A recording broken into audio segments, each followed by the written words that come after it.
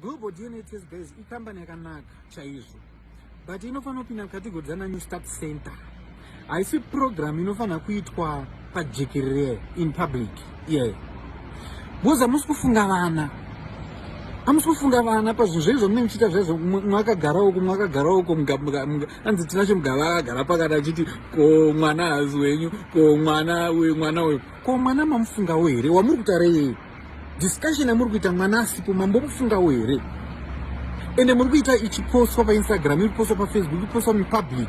Mwana achaiona vhidhiyo iyoyo kuroad obva aziya kuti mudhara hasi wangu ko akasadzoka aita heartbreak. Munozvifungawo here zvinhu izvozvo? Please guys, that program mustn't be done in public. It must be done nevanhu tu. Zvafanira kutesta vanhu AIDS pajekerere. Haisi program inofanira kuitwa vanhu mujekerere. Vanhu tu, baba namai vari tu. And mafamilies aya, family yekumukadzi, family yekumurume. Ende murume achafamba achiudzwa, nyika yese inenge yakuziva kuti iri dunhu rakachairwa mukadzi. No guys, why? Inonakidza, but it's so good. It destroys, guys. Okay? Ite murumu indoors. Makavharirana 2-1. Not in public.